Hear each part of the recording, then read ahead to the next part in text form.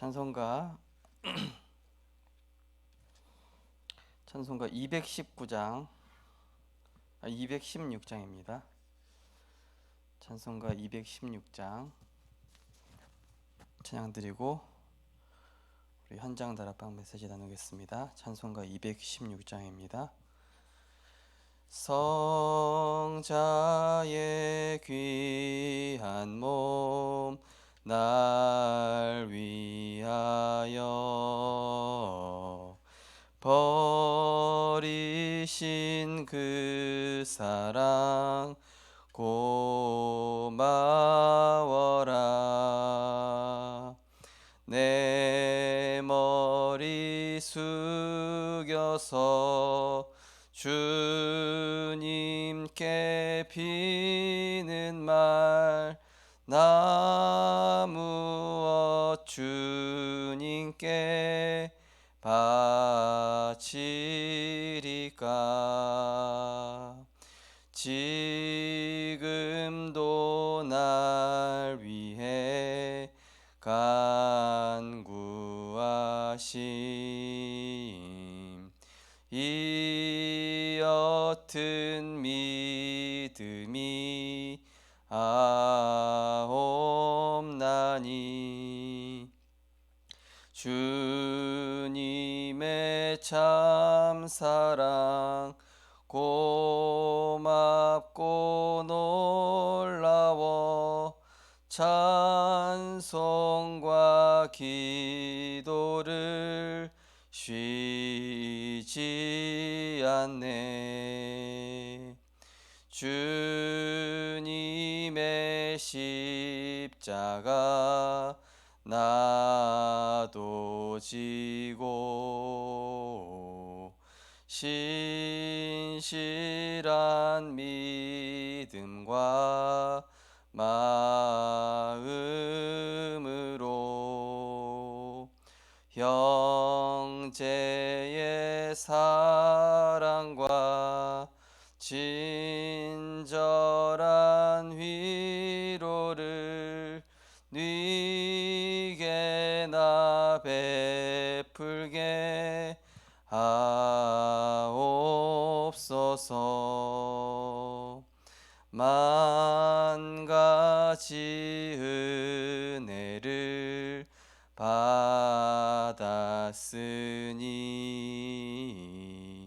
내 평생 슬프나 즐거우나 이 몸을 온전히 주님께 바쳐서 주님만 위하여 늘 살겠네. 아멘. 하나님 감사합니다.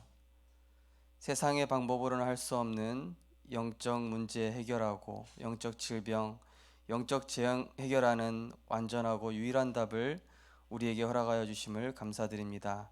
한 주간도 영적 전쟁을 대비하여 그리스도의 말씀을 통하여 우리에게 영적인 힘을 기르게 하시고 하나님의 목표 속에, 하나님의 절대 계획 속에 우리를 인도해 가심을 감사드립니다. 모든 것을 보는 것이 하나님과 같은 관점이 되게 하시고 또 우리의 생각과 모든 기준이 하나님 중심, 말씀 중심, 복음 중심에 있을 수 있도록 하나님께서 은혜를 허락하여 주시옵소서. 그래서 절대 불가능한 현장의 상태가 절대 가능의 상태로 치유되어지는 하나님의 참된 치유의 증인으로 응답받는 우리 모든 성도님들 될 수 있도록 인도하여 주옵소서. 예수 그리스도 이름으로 기도드리옵나이다. 아멘. 하나님 말씀 보시겠습니다. 하나님 말씀은 빌립보서 1장입니다.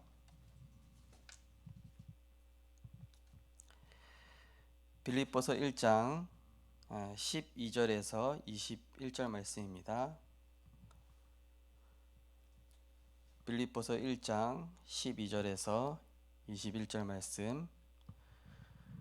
빌립보서 1장 12절에서 21절을 같이 합독하시겠습니다.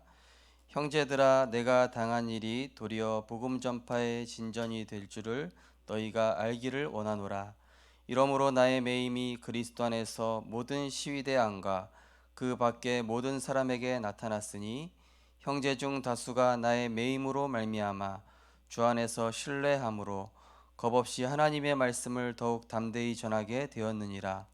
어떤 이들은 투기와 분쟁으로, 어떤 이들은 착한 뜻으로 그리스도를 전파하나니, 이들은 내가 복음을 변증하기 위하여 세우심을 받은 줄 알고 사랑으로 하나, 그들은 나의 매임에 괴로움을 더하게 할 줄로 생각하여 순수하지 못하게 다툼으로 그리스도를 전파하느니라.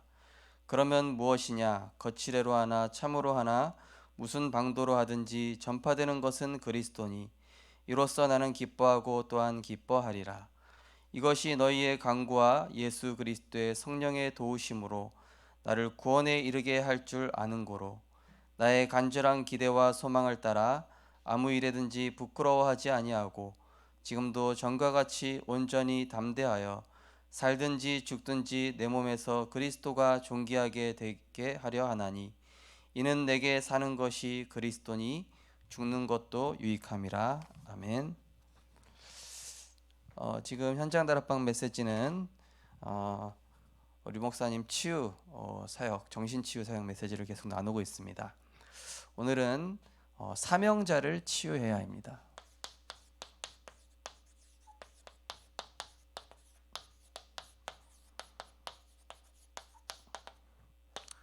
말씀은 빌립보서 1장 12절에서 21절. 사명자라 함은 그 가정에 이제 치유 대상자가 있는데, 그 치유 대상자의 부모님, 가족 중에 한 명이거나 아니면 뭐 형제라든지, 그러니까 이 정신 문제 또는 그 문제에 있는 사람 때문에 이 복음으로 확 끌려오는 그 사람을 이제 사명자라고 합니다. 그래서 보통은 예를 들어서 자녀가 정신 문제가 있으면은 그 어머니나 아버지가 사명자인 경우가 굉장히 많죠. 또 뭐 형제 중에 한 명이 사명자가 될 수도 있고요. 그래서 그 정신 치유 대상자가 있는데, 그 사람을 결국 옆에서 계속 케어해야 될 사람은 가족 아닙니까? 그러면 그 사명자가 바르게 세워져야만 이제 그 치유 대상자가 올바로 계속 지속적인 치유가 될 수 있겠죠. 그래서 이 사명자를 치유를 해야 되는데, 치유팀 구성입니다. 치유팀 구성. 치유팀이 어떻게 구성이 되느냐? 그냥 치유팀 구성이 아니라 이 치유팀은 영적 전쟁하는 이 치유팀 구성이죠. 그래서 에베소서 6장 10절에서 18절 보니까 이거는 이 한 사람을 치유한다기보다는 사실은 그 가정 가문의 오래된 영적인 문제, 그리고 그 사역자와 또 그 사역 대상자, 그 가정 가문, 또 교회, 이 한마디로 그냥 한 사람 치유하는 게 아니라 이 시대와의 어찌 보면은 지역과의 영적 전쟁이라고 할 수 있겠죠. 먼저 이 치유 대상자가 있겠죠. 현장에는 치유 대상자가 먼저 있을 겁니다. 그럼 이 치유 대상자를 먼저는 이제 계속 이 영적인 치유가 계속 돼야 되겠죠. 예배와 말씀을 통해서 이 사람이 자기 생각 없어질 때까지, 결국 치유 대상자는 자기 생각 없애는 게 목표입니다. 모든 사람들이 마찬가지지만은 결국 이 영적 치유, 복음을 통해서 계속 빛을 비춰줘야 되겠죠.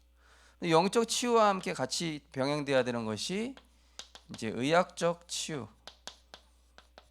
옛날처럼 뭐 할렐루야 기도원처럼 막 신비주의적으로 치유하는 게 아니라, 반드시 예배와 말씀을 통해 영적 치유와 함께 이 의학적인 이 도움을 받아야 됩니다. 약이라든지 또 이런 의사의 이런 조언을 잘 들을 수 있어야 되겠죠. 그러면서 이 치유 대상자와 함께 이 뭡니까? 이 가정 치유가 같이 들어가야 되겠죠. 이 치유 대상자의 특별히 가족원들, 어찌 보면은 이 치유 대상자에게 원인을 많이 제공한 게 가족원이 될 수가 있기 때문에 이 가정도 함께 이제 치유가 돼야 되겠죠. 예를 들어서 자녀가 어떤 정신 문제가 있다. 그럼 반드시 그 부모님도 같이 치유를 받아야 됩니다. 그러면서 이제 이 치유 대상자에게 영적 치유, 의학적 치유, 가정 치유와 함께 이 사람의 삶의 치유를 같이 해줘야 됩니다. 이 사람이 예를 들어서 은혜를 많이 받았는데 뭐 치유 사용해서 은혜를 많이 받았다. 근데 집에 들어가서는 또 무너진단 말이에요. 그래서 이 사람의 가정을 환경을 치유해 주면서 이 사람의 음식이라든지 이 사람이 또 운동할 수 있도록 이런 또 삶에 대한 부분들도 함께 이제 치유가 돼야 될 부분이고요. 그러면서 이 가족 구성원에 이 사명자가 있죠. 사명자는 아까 말씀드린 것처럼 치유 대상자의 가족 중에 있다. 먼저 이 사명자의 개인 치유가 필요하죠. 대부분 이 생각 자체가 절대 불가능에 빠져 있습니다. 왜냐하면은 오랫동안 치유 안 된 상태로 왔기 때문에 어찌 보면은 요한복음 9장 말씀처럼 선생이요, 우리 자식 치유해 줄 수 있습니까? 할 수 있거든요. 혹시 할 수 있거든 치유해 주십시오. 요한복음 9장이 아니고 마가복음 9장이죠. 예. 거기서 이제 혹시 치유할 수 있거든. 그때 예수님께서 뭐라고 그러죠? 할 수 있거든이 무슨 말이냐? 믿는 자에게 능치 못함이 없다.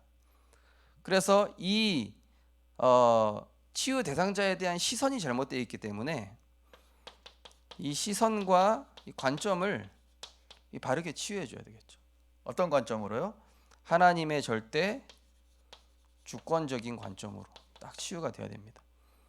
결국 거기서부터 치유가 되는 것이죠.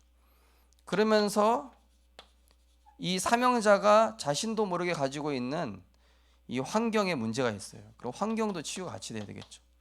예를 들면 우상이라든지 그 가정에 영적 문제를 제공할 수밖에 없는 어떤 그런 요소들을 가지고 있어요. 이런 부분들, 영적 문제가 오게 하는 그 원인을 제거할 수 있도록 이렇게 하는 부분입니다. 그리고 이 치유 팀 구성으로 세 번째가 이제 사역자 아닙니까? 자, 사역자는 이 치유 대상자와 사명자를 지속해서 돕는 사역자가 있고, 그 다음에 보조로 돕는 또 보조 사역자가 같이 있습니다. 둘 다 있어야 돼요. 한 사람에서는 안 됩니다. 왜냐하면은 이 치유 대상자라든지 사명자가 다 얘기 못하는 경우도 있어요. 근데 그거를 또 들어주는 보조 사역자가 있습니다. 그래서 이 사역자는 계속 이 치유 대상자와 사명자를 보면서 갱신할 부분이 뭔가를 빨리 계속 찾아줘야 되고요. 또 함께 인도받을 부분, 그러면서 또 이 보여지는 부분, 또 드러나는 부분, 이런 부분들이 있죠. 요거를 계속 영적으로 예의주시하면서 어떻게 합니까? 가장 복음적이고 성경적이면서 의학적으로, 과학적으로, 복음적이고 성경적이고 의학적인 방법으로 인도받아야 되겠죠. 그리고 그냥 사역자 개별 사역이 아니라 이거는 반드시 또 교회 사역과 함께 연계가 시스템으로 이제 연계가 돼야 되겠죠. 그래야 치유 시스템으로 굳건하게 자리를 잡을 수가 있고 또 치유 사역자와 이 사명자를 함께 치유해 나갈 수 있는 것이죠.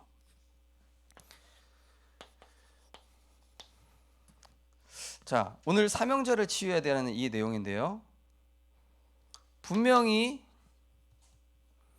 불신자 신분에서 해방되는데 해방됐음에도 불구하고 요한복음 19장 30절 다 끝났다 하는데도 해방은 됐지만 실제로 상태가 불신자 상태입니다. 영적으로 실제는 해방된 게 맞는데, 그죠? 그리스도 예수 안에는 생명의 성령의 법이 죄와 사망에서 너를 완전히 해방했다. 사망에서 생명으로 옮겼느니라. 그렇지만은 오랫동안 잡혀왔었기 때문에 상태가 이거란 말이죠.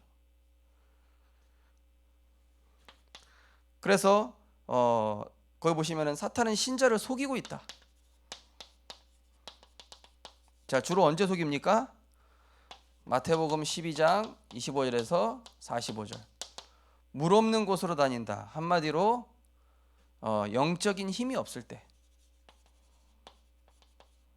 영적인 힘이 없을 때.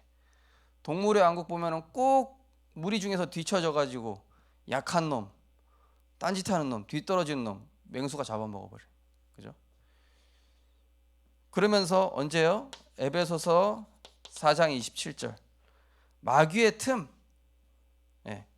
빈 시간, 또 비어있는 그 상처되는 이 부분, 이 부분을 또 공격하는 것이죠. 또 베드로전서 5장 7절 8절. 우는 사자같이 두루다니며 삼킬 자를 찾는다. 두루다니며 뭡니까? 영적인 위치에서 벗어나 있을 때, 은혜 받는 자리가 아니라 뭔가 하나님과 다른 이 틀린 길을 가고 있을 때, 그 빈틈을 반드시 사단 노리고 있죠. 그러면서 거기 뭐라 되어 있냐면은 불신자 6가지에 속아 넘어가도록. 자, 이 불신자 6가지 상태는 그리스도로 다 끝나지 않았습니까? 그죠? 십자가에서 다 이루었고 다 끝난 게 확실한데, 근데 우리의 각인뿌리 체질이 남아있단 말이죠. 그럼 어떻게 건드립니까? 아주 사소한 거. 뭐 사단이 뭐 큰 걸로 건드립니까? 사소한 거. 또 아주 어떤 예민한 부분. 뭐 사람마다 이 예민한 부분이 있잖아요. 뭐 어떤 사람은 뭐 외모가 될 수도 있고, 뭐 어떤 질병이 될 수도 있고, 아니면 경제적인 부분이 될 수도 있고, 아무것도 아닌데 이 부분을 가지고 사단이 파고드는 것이죠. 예민한 부분. 또 어떤 부분에 있어서는 또 성격적인 부분, 성격적인 부분이 있고요. 또 가문의 배경, 이런 부분을 가지고 이제 사탄이 이제 파고드는 것이죠. 그래서 뭐라고 되어 있습니까? 현장에서 실패하도록. 현장에서 실패. 결국 뭡니까? 영적 축복을 놓치도록. 뭐에 빠지게 했어요? 육신적인 것으로. 그래서 이제 치유 사역원에서 이제 치유되다가 만 케이스를 제가 보면요, 잘 영적으로 치유되다가 나중에는 사역자 말을 안 듣는 거예요. 그러다가 이제 부모님이 내가 치유하겠다 데려가더니만 자녀가 결국 다시 옛날로 돌아가는 거예요. 이 영적인 축복을 이제 완전히 놓치는 것이죠. 그래서 이 사단이 어떻게 속이고 있냐? 분명히 해방되는데 상태를 가지고 속인다. 자, 그리고 사탄이 이 우리 사명자가 치유돼야 될 부분입니다. 치유 대상자의 부모님이라든지 가족 구성원을 얘기하는 겁니다. 자, 상처가 있어요. 저희 가정을 예를 들면요, 저희 가정은 이제 저희 외삼촌이 이제 할아버지 할머니가 이제 화재로 돌아가셨단 말이죠. 그 상처 때문에 그 화재로 돌아가신 그것이 생각날 수밖에 없는 뭐가 딱 이게 연결이 되면은 바로 무너져 버리는 거예요. 정신 문제가 온다든지, 아니 완전히 이렇게 우울증에 빠져버린다든지, 분노 조절이 안 된다든지. 사단은 이 상처를 가지고 이제 파고드는 부분이죠. 누구나 다 가지고 있는데 문제는 뭐냐면은 이 정신치유에서는 요거를 다스릴 수 없는 상태. 그죠? 주로 사탄이 이 상한 감정을 가지고 건드리죠. 또 아주 이렇게 싸움을 계속 분쟁하게 만드는 경우도 있습니다. 그래서 이렇게 치유 사역을 우리가 하다 보면 또 그런 경우가 있습니다만은, 가족 구성원끼리 너무 이게 심각하면 좀 때로는 떨어져 있을 필요가 있어요. 왜냐하면은 부모님도 정상이 아니고 이 영적 문제에 있는 그 친구도 정상이 아니에요. 근데 이렇게 떨어뜨려 놓으니까 일단은 이게 어느 정도 좀 생각과 마음이 정리가 되면서 사역이 되는 경우가 있어요. 사역이 됩니다. 또 같이 붙어 있을 때는 완전히 이게 사단 놀이터인데, 때로는 이 치유하기 위해서 이 떨어뜨려 놓는 경우도 있습니다. 또 하나님이 그렇게 하시는 경우도 있습니다. 일부러 떨어지게끔. 그렇게 해서 이제 그 가정은 가정대로 치유하고. 왜냐면은 이 정신 문제 있는 가정의 그 부모님들은 사실은 늘 긴장 상태예요. 왜냐하면 정신 문제가 있는 그 가족 자녀가 있다 보면은 늘 긴장 상태에서 계속 시달리고 있거든요. 그러다 보니까 마음에 쉴 날이 한 번도 없는 거예요. 그래서 사실은 이게 떨어뜨린다는 것은 서로에게 좀 쉼을 주는 것이죠. 쉼과 여유. 이 치유가 안 된 이 오래된 감정 중에 하나가 쉼이 없고 여유가 없는 이런 부분들이. 또 어떤 부분입니다. 이 과거 이 부분을 가지고 또 우리가 각자 다 이게 숨기고 싶은 부분이 있잖아요. 뭐 트라우마라고 해야 될까요? 숨기고 싶은 부분이 있어요. 그런데 알고 보면은 이 상한 감정이라든지 과거의 이런 영적인 문제로 작용하는 부분들이 굉장히 알고 보면은 그리스도로 딱 끝났는데 끝내지 못하니까 사실은 이 영적 성장에 굉장히 걸림돌이 되는 거예요. 예. 요 부분이 빨리 치유가 돼야 되겠죠. 예. 과거. 요 과거는 과거로 빨리 그리스도의 말씀으로 빨리 정리해야 되겠죠. 이 과거에 사로잡혀 있는 부분들, 요 부분 때문에 사실은 이게 숨기고 있는 부분이 사실은 이제 제일 치유가 안 되는 부분이죠. 그래서 하나님 앞에서 요 부분을 내려놓고 인정하고, 그래서 거기 다음에 보시면 나오죠. 이런 것이 길이 되어짐을 알 때, 그러니까 한마디로 과거에 나에게 있었던 모든 이런 문제들이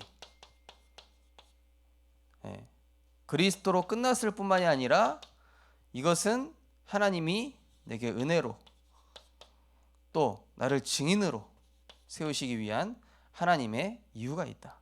하나님의 계획과 이유가 있다. 이렇게 발견될 수 있도록. 그래서 오늘 바울도 그렇게 얘기했습니다. 12절에 보면 내가 당한 일이 도리어 복음 전파의 진전이 될 줄을, 도리어 당한 일 때문에 복음 전파의 진전이 됐다고 얘기하고 있습니다. 여러 가지 일을 당했잖아요, 그죠? 바울이 돌도 맞고 핍박도 받고 누명 계속. 그런데 그게 오히려 나에게 복음 전파의 진전이 됐다. 바울이 그렇게 얘기하고 있습니다.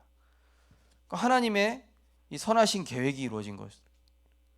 그러니까 이제 그 문제 가진 사람에게도 당신이 어떤 과거를 가졌든 간에 당신이 숨기고 있는 어떤 문제든 상처든 거기는 분명한 하나님의 선하신 계획이 있고, 그것을 당신이 하나님 앞에, 사람 앞에 인정할 필요 없다. 하나님께 인정하면 된다. 그 수고하고 무거운 짐을 주님 앞에 내려놓으면 된다. 그죠? 또 이 사명자가 꼭 가져야 될 부분이 이제 갈등 이 부분이죠. 어떤 부분에 있어서는 이 용서하지 않는 부분도 있어요. 그렇죠? 나는 이 자식 때문에 또는 이 장애를 갖거나 또 어떤 문제 있는 사람 때문에 가족 구성원이긴 하지만 나는 엄청 피해를 봤다.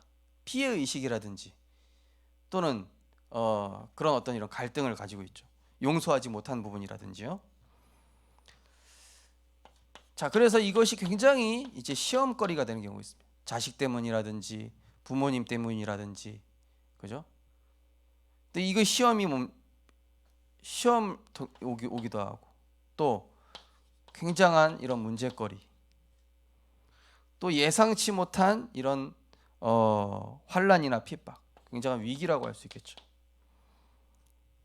근데 결국 뭐라고 했습니까? 이 모든 것들이 결국에는 반드시 응답받을 기도 제목이다.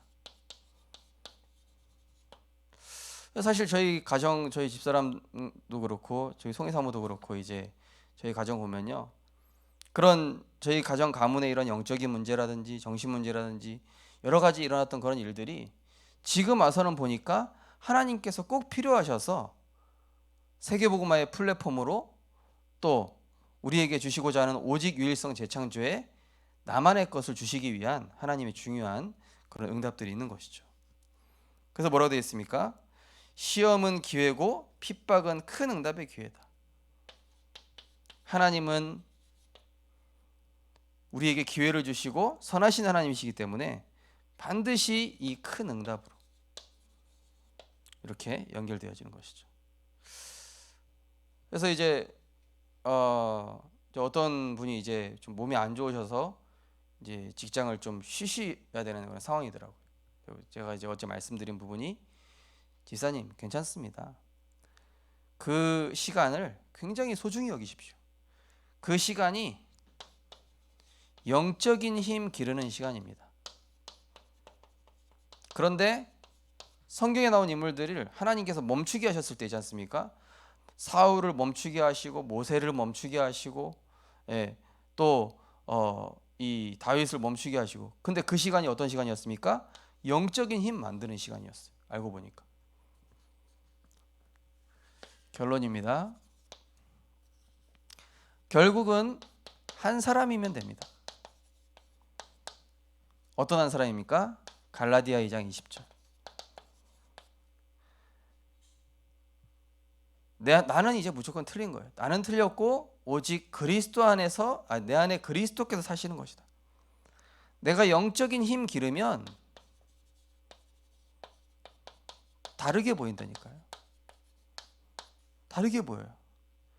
영적인 힘이 없으면은 소망 없어 보이죠. 파도 타기 할 줄 모르는 사람에게는 파도가 겁나 보여요.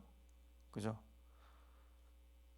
수영할 줄 모르는 사람에게 물 겁납니다. 그런데 힘 있는 사람, 가지고 있는 사람은 뭐죠? 그게 다르게 보이는 거예요.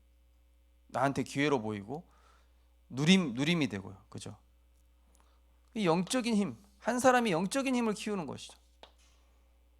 그러면서 한 가정을 통해서, 아니 우리 가정에는 왜 이런 문제 가진 자녀가 있고 문제 가진 부모님이 있고 문제 가진 이런 사람이 있나?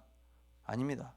그 한 가정을 통해서 하나님께서는 고린도후서 5장 17절, 그리스도 안에서 새로운 피조물인데 그냥 새로운 피조물이 아니라 하나님과 사람을 화목케 하는, 이 가정과 결국 지역 복음화와 연결되어 있어요. 그런데 지역 복음화 정도로 연결되어 있는 것이 아니라 알고 보니까 하나님께서는 한 시대, 얼마 전에 유 목사님 얘기하셨죠. 나의 문제는 시대 문제다. 내가 가진 약점, 내가 가진 영적 문제, 시대 문제다. 그래서 빌립보서 오늘 말씀이죠. 바울이 뭐라 그랬습니까? 오늘 20절 21절에 보시면은, 다시 한번 읽어보시면은, 나의 간절한 기대와 소망을 따라 아무 일에든지 부끄러워하지 아니하고 지금도 전과 같이 온전히 담대하여 살든지 죽든지 내 몸에서 그리스도가 존귀케 되려 하다니. 완전히 바울은 이제 이런 자신이 가지고 있는 상처, 이런 게 뭐냐, 완전히 하나님의 영광을 나타내는 도구가 돼버린 거예요. 하나님 나를 사용해달라고. 치유가 목적이 아니라, 내가 몸 건강해지는 게 목적이 아니라, 지금 우리 가정 문제 여러 가지 해결되는 게 문제가 아니라, 하나님의 계획은 237개 나라에 더 심각한 이런 문제에 빠진 자들이 너무 많기 때문에 하나님이 우리 가정을 들어 세우시고 나를 먼저 불러서 세우시고, 그래서 우리 가정을 통해서 이 시대를 살리기 원하시는구나. 이걸 하나님께서 말씀하시는 것이죠. 그래서 가정을 통해서 우리 인생 메시지가 나오고, 또 고난을 통해서 하나님이 우리에게 미션을 주시는 것입니다. 시대를 향한 하나님의 미션을 발견하시고, 나의 연약함과 문제 속에, 또 우리 가정의 가족 구성원 중에 또 문제 가진 사람이 있을 수도 있습니다. 하지만 그것은 뭐라고요? 시대 미션이다. 그리고 하나님이 나를 한 사람을 영적인 힘을 주셔서 결국은 한 가정, 그리고 한 지역, 한 나라를 살리는, 한 시대를 살리는 그러한 전도자로 치유의 증인으로 하나님께서 세우실 줄 믿습니다. 기도하겠습니다. 하나님 감사합니다. 이 시대에 많은 사람들이 영적으로, 정신적으로, 육신적으로 병들어 있습니다. 이 일을 위하여서 하나님, 우리가 이 성경적인 복음을 가지고 치유팀을 구성하게 하심을 감사드립니다. 하나님, 영적인 근본 문제를 해결함과 동시에 이제는 하나님께서 원하시는 게 무엇인가를 알고 바울과 같이 이제는 전과 같이 담대하여 살든지 죽든지 내 몸에서 그리스도가 존귀케 되기를 원한다. 내가 죽는 것이 오히려 유익하다. 이렇게 고백할 만큼 복음으로 결론 내고 하나님께서 하시고자 하는 그 일에 쓰임받는 증인으로 하나님께서 인도하여 주옵소서. 예수 그리스도 이름으로 기도드리옵나이다. 아멘. 네, 마치겠습니다.